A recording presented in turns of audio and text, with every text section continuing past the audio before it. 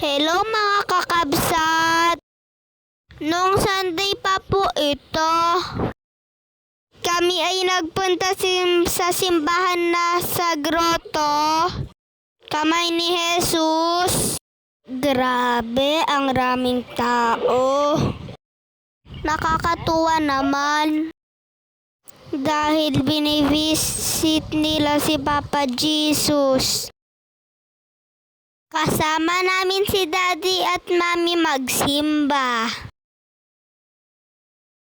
Nung nasa loob na kami ng simbahan, nagupo na si Daddy at Atiana at Ate Kim. Kami naman ni Mami ay nag-alay rin kami ng misa para sa Thanksgiving. Dahil nakauwi si Daddy ng safe.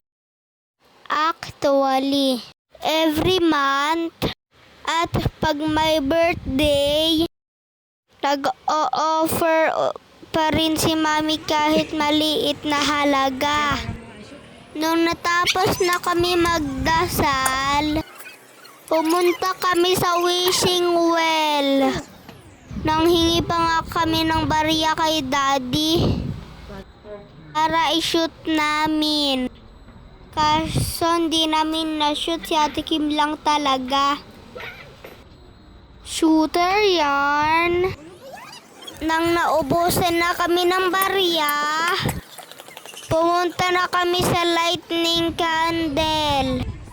Pasaway kami, nag-shortcut pa kami. Si Mami lang talaga ang hindi na shortcut. Kasi ayaw niya lumusot doon. Nung nandito na kami sa lightning candle, bumili si Daddy ng kandila at binigyan niya kami. Lahat kami nagsindi kasama si Mami at Daddy. Nung hindi pa tapos si Daddy, lumabas na kami sa lightning candle. At umupo muna kami sa wishing well na isa. Hindi na kami nakapaglaro dito kasi may pupuntahan pa kami. Hello mga kakabsat, pupunta kami SM. Yung una ay McDo. Sunod SM. Yes. Lapit na kami McDo. Lalaro pa ako sa McDo. Ako din.